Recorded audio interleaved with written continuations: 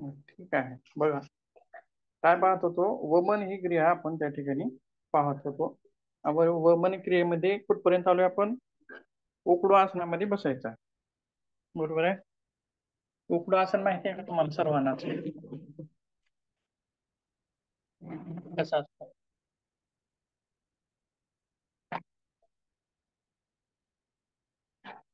माहिती आहे का उकडू आसन?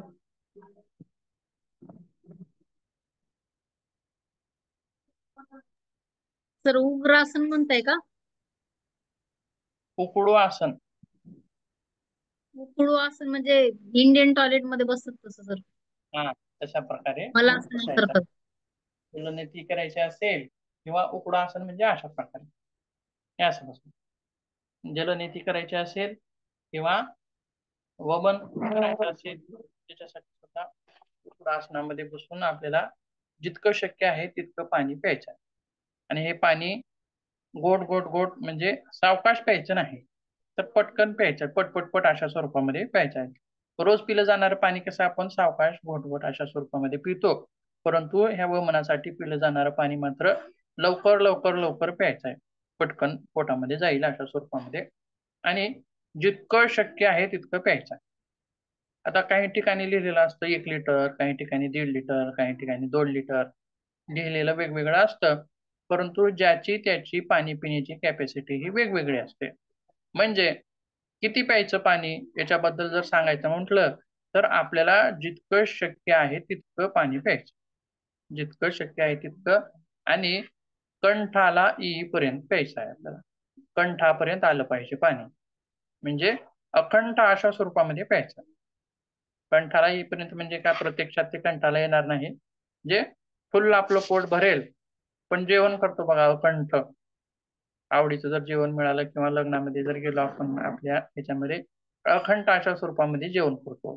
म्हणजे बसता येत नाही, उठता येत नाही, झोपलं तरी त्रास होतो, त्या अडंगावरी झोपलं तरी त्रास होतो, त्या अडंगावरी झोपलं तरी त्रास होतो, म्हणजे कासवीस होतं.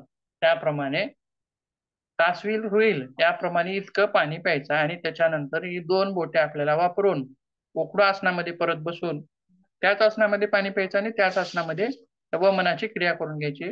2 बोटे वापरायची आणि जिभेवरती थोडस घर्षण केलं. काही जणांना सवय असते बघा, रोजच उलटी करतात, रोजच वमन केल्यासारखं करतात, पित्त पाडतात रोज. परंतु ही क्रिया मात्र चुकीची आहे बघा. रोज तशी क्रिया करायची नाही, अलग लक्षात. काही जणांना सवयच असते रोजची तशी क्रिया करण्याची, पण ती क्रिया करणं इथं चुकीचं आहे. ठीक आहे. तर वमनामध्ये मात्र 2 बोटे घालून आपण थोडस जरी जिभेला मध्ये खाली दाबलं, खालच्या मागच्या शेंड्याला, सहजच आपल्याला उलटी आल्यासारखं होतं. नैसर्गिक आहे, उलटी आल्यासारखं होतं. आणि थोडस घर्षण केलं की मग ते पाणी आपोआप बाहेर पडायला चालू होतं. आता योग दर्शनामध्ये सुद्धा ही क्रिया सांगितलेली आहे, आयुर्वेदामध्ये सुद्धा ही क्रिया सांगितलेली आहे, बरोबर आहे. तर आयुर्वेदामध्ये या वमन दिल्या जाणाऱ्या पाण्यामध्ये वेगवेगळी औषधं वगैरे टाकली जातात, तो विषय वेगळा आहे, तो सविस्तर विषय आहे. पण निसर्गोपचार पद्धतीमध्ये फक्त पाणी किंवा सैंधव मीठ, जर गरजेनुसार किंवा पेशंटनुसार, उच्च रक्तदाबाचा पेशंट असेल तर तो तिथं मीठ नको आहे, अशा प्रकारे पाणी घालून आपण वरून वमन करून घ्यायचं आहे. मग या वमनाचे काय फायदे आहेत सांगता येईल कोणाला?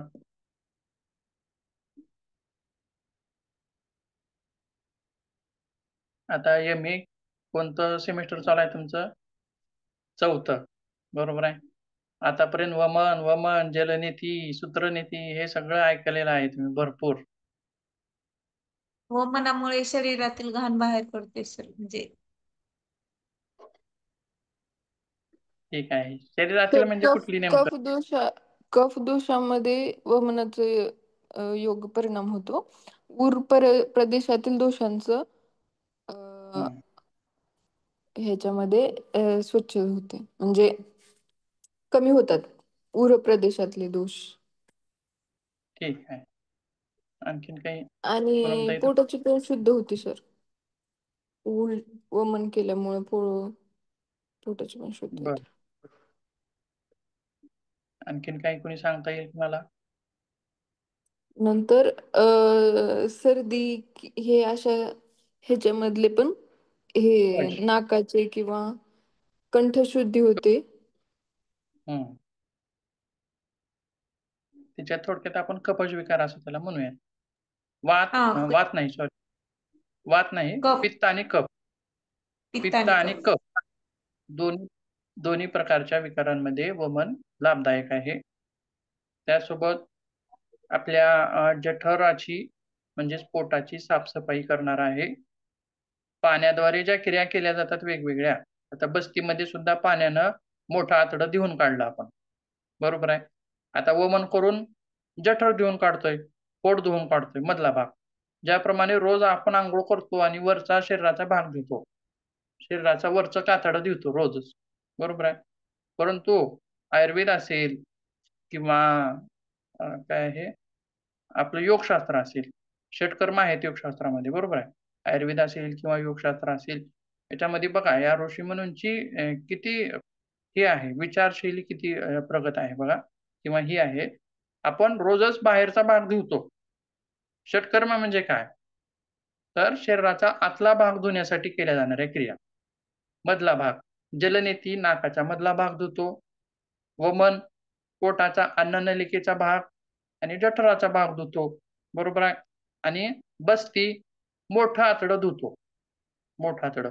म्हणजे बघा किती विचार किंवा त्यांचे तंत्रज्ञान किती प्रगत आहे बघा. मधला भाग सुद्धा धुवून काढण्यासाठी त्यांच्याकडं पद्धती आहेत. किंवा आणखीन एक कुंजल नावाची जी क्रिया आहे, त्याच्यामध्ये मात्र सुरुवातीपासून शेवटपर्यंत सगळंच मधला आपण धुवून काढत असतो.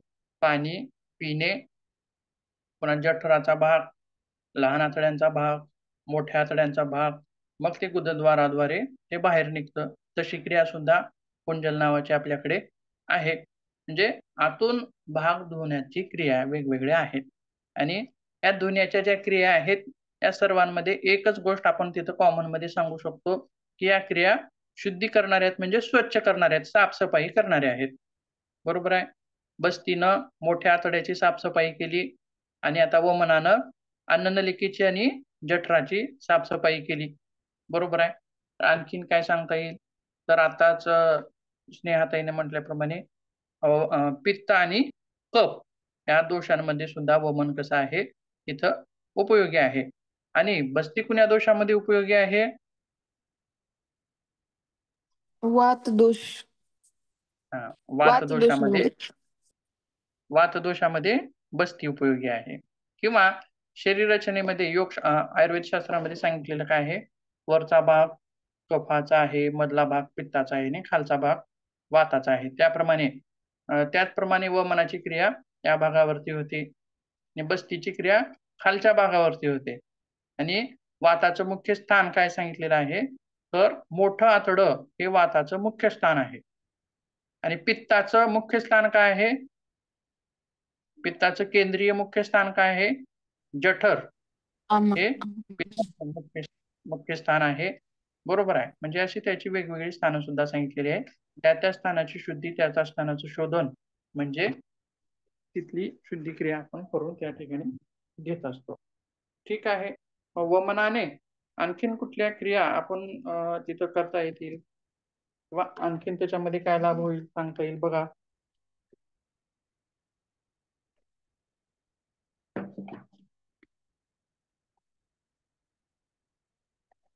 आता हे मोटाड झालं, पित्तज दोष, कफज दोष.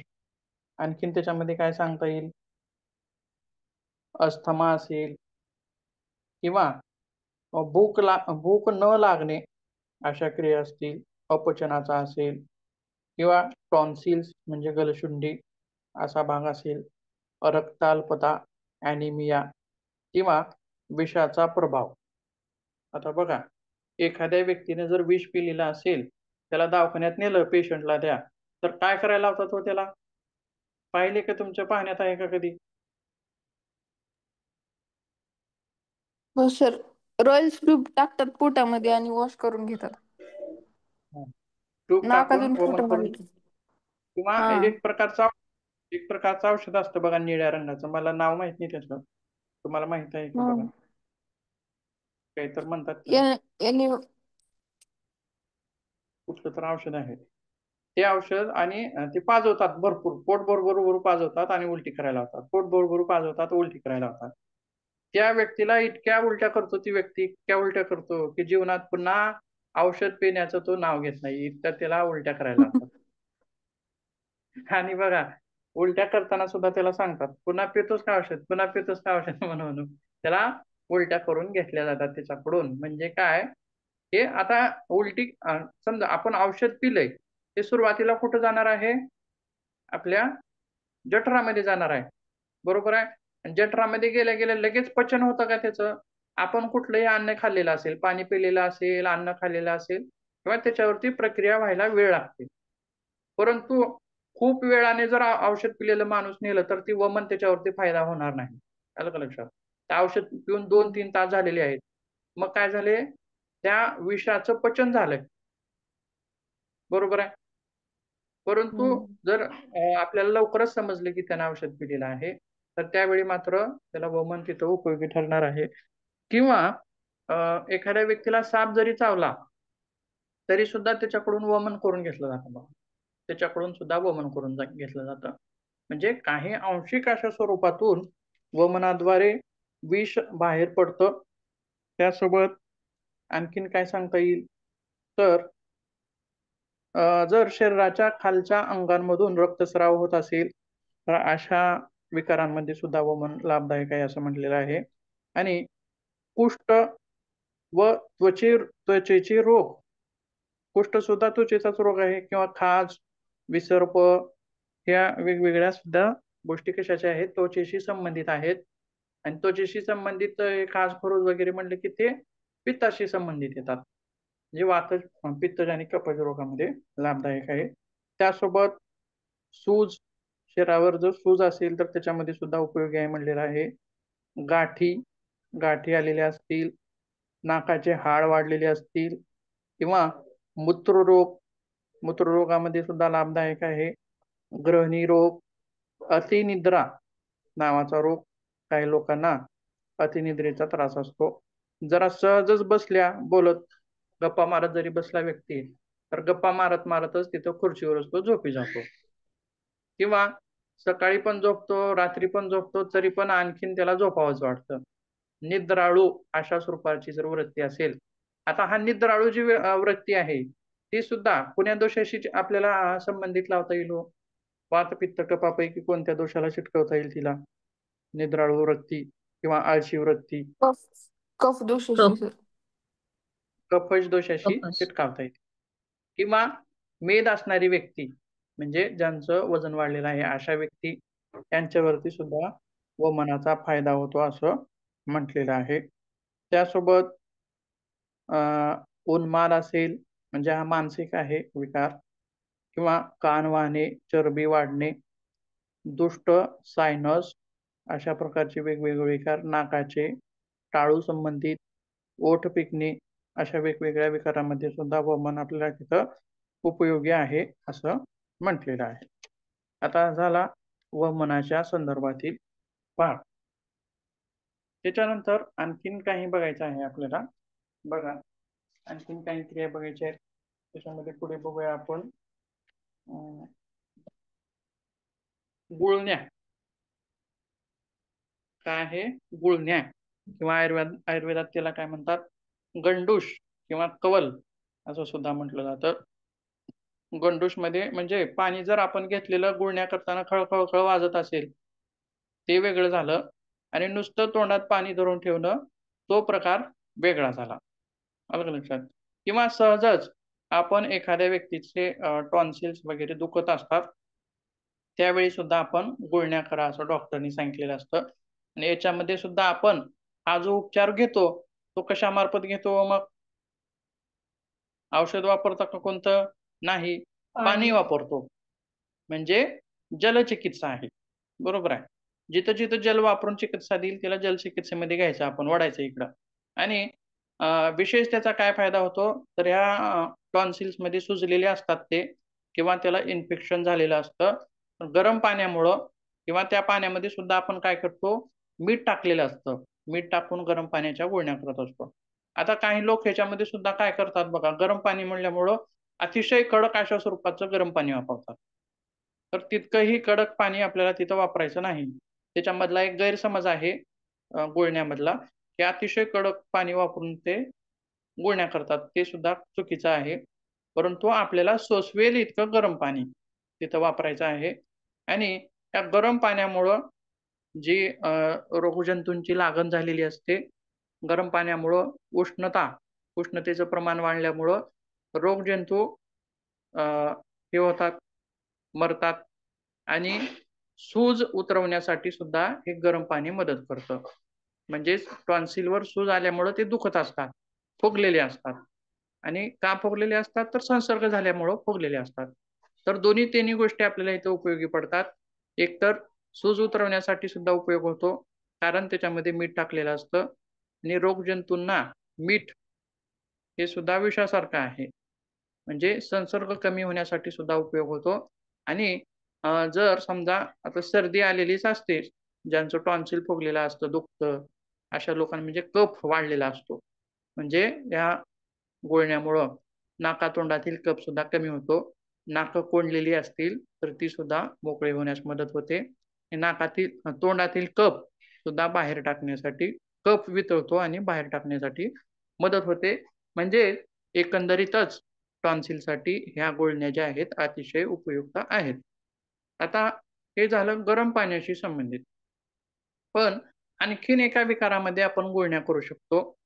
तुम्ही कधी ऐकलेलं नसेल. जर समजा तुम्हाला तोंडामध्ये हे झालेलं असेल, तोंड आलेलं असेल, तोंडात चट्टे पडलेले असतील, तर कधी गुळण्या केलाय का तुम्ही?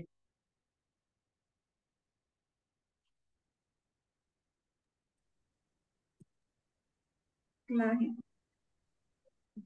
तोंडात चट्टे वगैरे पडलेले तोंड हो येतं सर, बघा मधून. फायदा होतो त्याचा. आता याच्यामध्ये सुद्धा आपल्याला गुळण्या करता येतात. तर परंतु घशामध्ये पण गुळण्या करतात ना? कशामध्ये? घशामध्ये इन्फेक्शन झाल्यानंतर, लाल झाल्यानंतर. हो, तेच त्याच्याविषयीच माहिती बघितली आपण. टॉन्सिल्स विषयी म्हणजे घशाचं इन्फेक्शन. घशाच्या गाठी सुजणं, घशाच्या गाठी दुखणं, त्यालाच टॉन्सिल्स म्हणतात. आता दुसरा जो विषय चालू आहे तो कशाचा आहे? तोंडामध्ये चट्टे निर्माण होणं म्हणजे तोंड येणं. तर याच्यामध्ये गरम पाण्याचा वापर करायचा नाही, थंड पाण्याने गुळण्या करायच्या. कशानं करायच्या? थंड पाण्याने गुळण्या करायच्या. आणि जर याच्यामध्ये मध टाकून जर आपण या गुळण्या केल्या तर तिथं आणखीनच प्रभावशाली या गुळण्या होतात, असं आयुर्वेदामध्ये सुद्धा म्हटलेलं आहे. त्यासोबत मुख दुर्गंधी येत असेल, मुखाचा वास येत असेल, तर त्याच्यामध्ये सुद्धा गुळण्या तिथं उपयोगी ठरतात.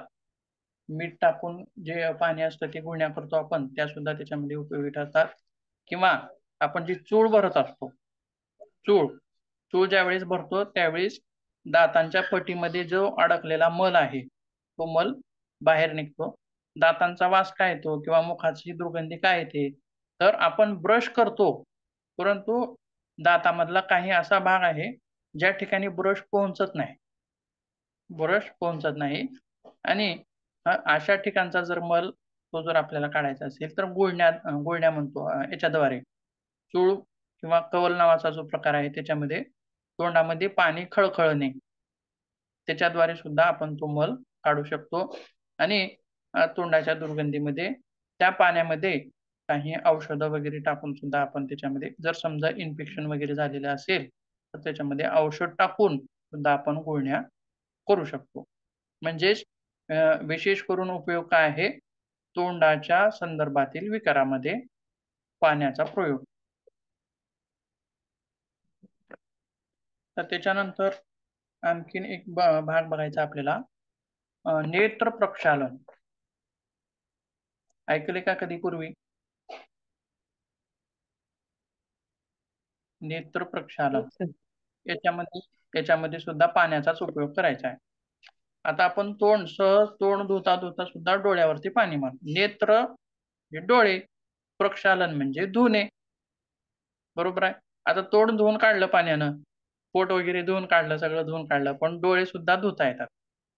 डोळे सुद्धा धुता येतात. समजा आपण लहानपणी जर आपल्या डोळ्यामध्ये कचरा वगैरे गेला तर आपली आई काय करायची, बशीमध्ये पाणी घ्यायचं आणि त्या बशीमध्ये डोळा आपण असा बुडवायचा आणि उघडझाप केली की डोळ्यातला कचरा निघून जायचा. म्हणजे आता हे नेत्र प्रक्षालन सुद्धा डोळ्यांसाठी काय करतंय, डोळ्यांची काय करतंय, साफसफाई करतंय. बरोबर आहे. डोळ्यांमधला कचरा काढून टाकते म्हणजे डोळ्यांची साफसफाई करतंय. आलं का लक्षात? आणि काही लोक फक्त डोळ्यावरती पाणी असं शिंपडून नेत्र प्रक्षालन करतात. ठीक आहे, ती पण क्रिया चांगलीच आहे. पण आणखीन एक त्याच्यामध्ये जर प्रगत प्रक्रिया जर बघायची झाली तर काय करता येतं बघा. तर ज्याप्रमाणे जलनेतीसाठी पॉट असतो त्याप्रमाणेच नेत्र प्रक्षालनासाठी सुद्धा एक प्रकारचा पॉट आता निघालेला आहे बघा. एका कपासारखा असतो तो, काचेच्या कपासारखा, प्लास्टिकचा किंवा कपाचा. एक मिनिट दाखवतो मी बघा.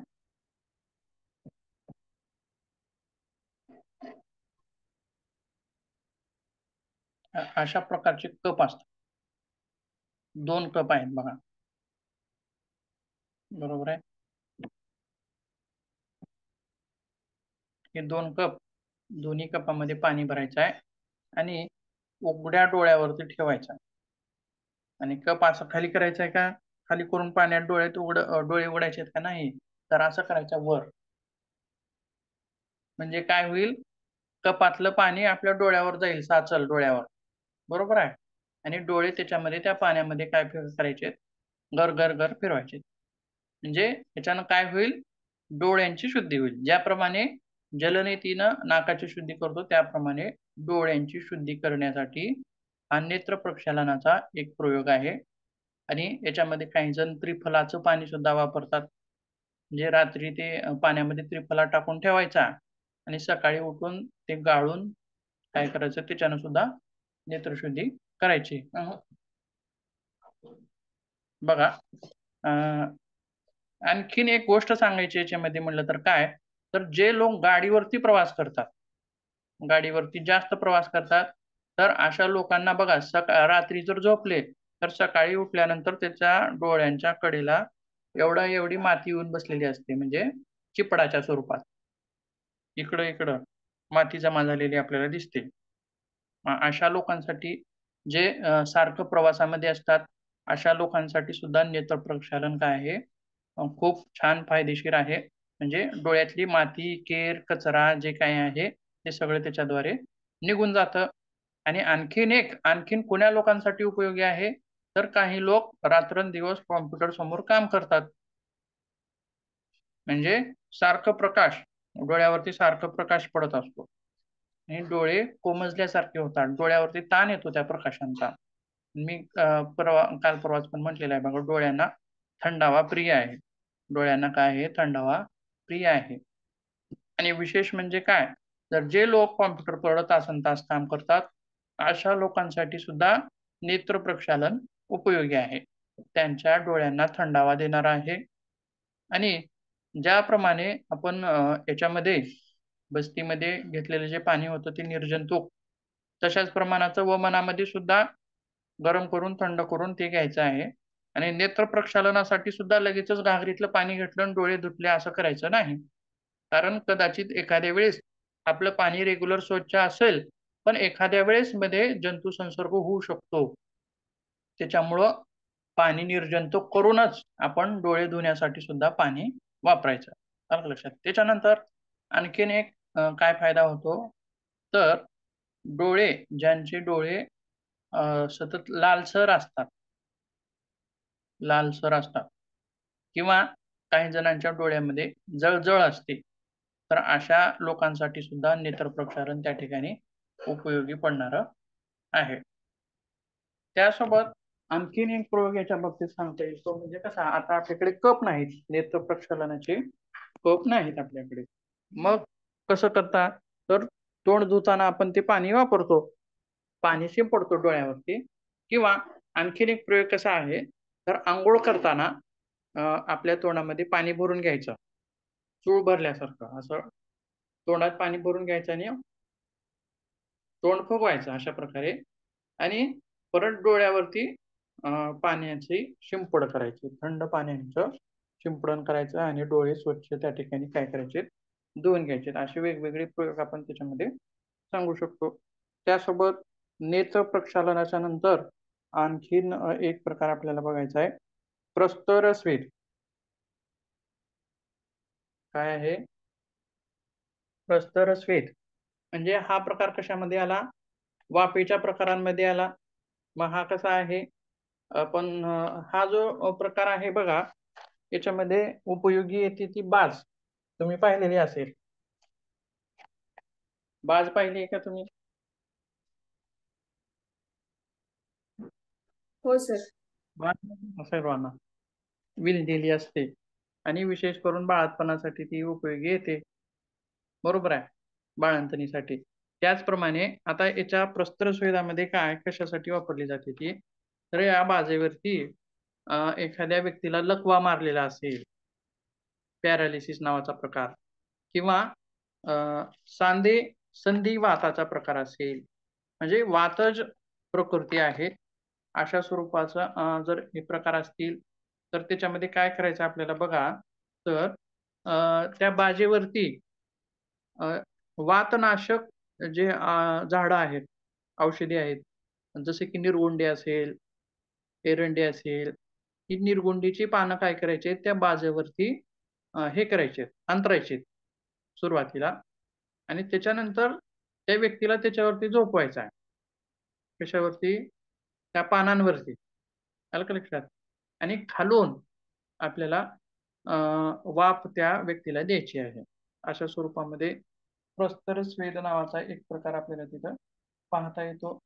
त्याच्यानंतर जलाचा उपयोग आणखीन ठिकाणी एका ठिकाणी आपल्याला करता येतो, तो म्हणजे कुठे, तर ज्या लोकांचं नाक फुटतं, घोळणा फुटतो असं म्हणतो बघा, आणि विशेष करून उन्हाळ्यामध्ये तो घोळणा फुटल्याचा आपल्याला सहसा दिसून येतं. तर याच्यामध्ये काय करतात, तर थंड पाण्याची धार डोक्यावरती धरावी. कुठं धरावी? थंड पाण्याची धार डोक्यावरती, ज्याप्रमाणे आपण शिरोधारा करतो बघा, त्याप्रमाणे. शिरोधाराचं पाणी जे असतं, पण तेल असतं, ते कपाळावरती पडतं, परंतु हे जे पाणी आहे आपण याच्यामध्ये वापरलं जाणारं पाणी या ठिकाणी टाकायचं. ज्यांना घोळणा फुटतो, लहान मुलांचा असेल किंवा मोठ्यांचा असेल, सहसा लहान मुलांचा फुटतो, या ठिकाणी थंड पाण्याची धार धरायची, ते पाणी आपोआप पुढे येत असतं, हे होऊन जातं. म्हणजे डोकं हा भाग थंड झाला की घोळणा फुटलेलं रक्त जे आहे ते येण्याचं त्या ठिकाणी बंद होतं. असे वेगवेगळे आणखीन बरेच प्रयोग आहेत जलाद्वारे चिकित्सा केली जाणारे. मग त्याच्यामध्ये एखादा प्रकार तुम्हाला पण माहित आहे का, सांगा कोणता तरी.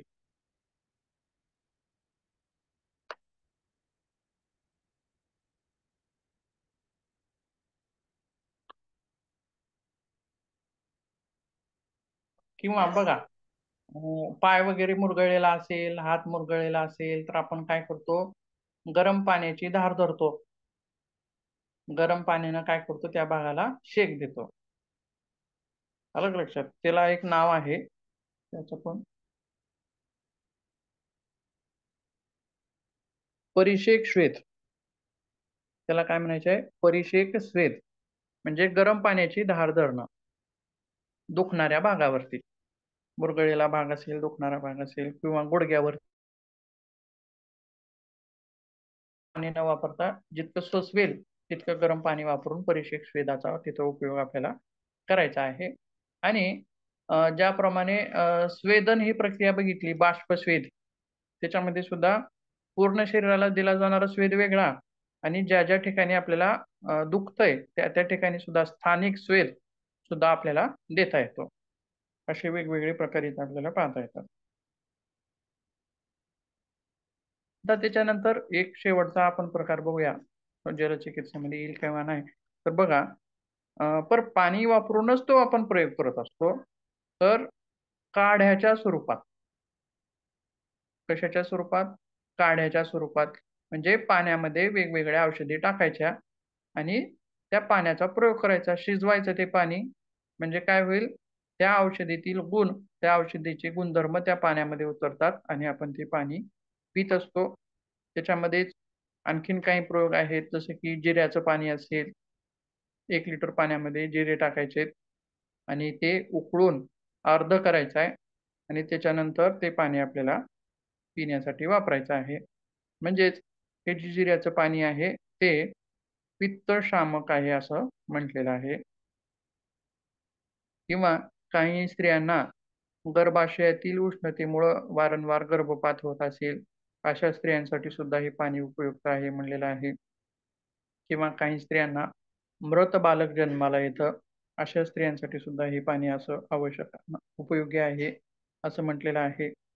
त्यासोबत ताप असेल, थंडी वाजून येणारा ताप असेल, उष्णतेचा त्रास असेल, लालिमा असेल, हातापायांची जळजळ असेल, पित्ताच्या उलट्या असतील, पित्ताचा त्रास असेल आणि वातामुळे होणारी उष्णता किंवा जुलाब, रक्तविकार, श्वेतप्रदर, अनियमित मासिक पाळी, गर्भाशयाची सूज, कृमी, मूत्राल्पता अशा वेगवेगळ्या विकारांमध्ये हे जिऱ्याचं पाणी उपयोगी पडतं असं म्हटलेलं आहे. त्यासोबत आणखीन एक पाणी आहे, ते आहे धन्याचं पाणी. कशाचं? धने. ज्याप्रमाणे पाण्यामध्ये जिरे टाकून आपण शिजवले, 1 लिटर पाण्यामध्ये शिजवून ते काय केले आपण, त्याचं पाणी तयार केलं. बरोबर आहे. तर त्या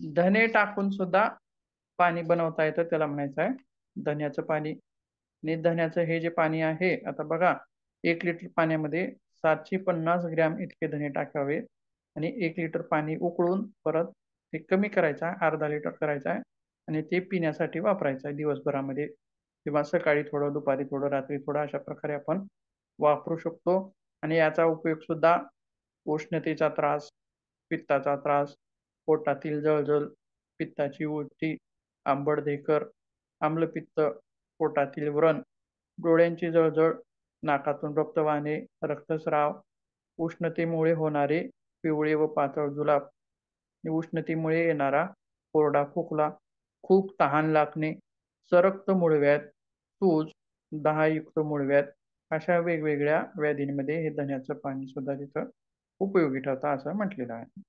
त्यासोबत त्याचप्रमाणे ओव्याचं एक पाणी असतं आणि त्याचा जो वापर आहे ते सुद्धा पोट फुगणे, पोटातील वायू, पोटातील गोळा, उचकी, आरुची, मंदाग्नी, पोटातील कृमी, पाठदुखी, अजीर्ण, जुलाब, कॉलरा, सर्दी, बहुमूत्रता अशा वेगवेगळ्या विकारांवरती सुद्धा हे पाणी तिथं उपयोगी ठरतं असं म्हटलेलं आहे. म्हणजे पाणी एकच आहे, त्यामध्ये टाकलं जाणारं जे औषध आहे किंवा औषधी स्वरूपातील आपण जिरे टाकत आहोत, कुठं सुंठ टाकत आहोत, कुठं धने टाकत आहोत, तर त्याच्यानुसार त्या पाण्याची तासीर बदलते किंवा त्याच्यामध्ये पाण्याचे गुणधर्म येतात. किंवा वेगवेगळे दशमूल काढा असेल, वेगवेगळे काढे असतील, ते टाकून शिजवलं की त्या पाण्यामध्ये गुणधर्म येतात. म्हणजे ही सुद्धा एक प्रकारची जलचिकित्साच आहे. बरोबर आहे. जलामध्ये त्याचे अंश उतरावून आपण ते पाणी आपले विकार दूर करण्यासाठी वापरत असतो. त्याप्रमाणे आता बघा, जलचिकित्सेचा जो भाग बघितलेला आहे, तर बाकीचा जो भाग आहे तो आपण उद्या बघूयात. त्याच्यात काही अडचण असेल तर सांगू शकता. उद्या क्लास घेताय का सर? उद्या प्रॅक्टिकलचा रविवार आहे आहे. तुमचा, 6 प्रॅक्टिकलचा. वाजता घेताय? हा नाही, ते थेरीचा पण घेताय का दुपारी मग? थेरीचा नाही,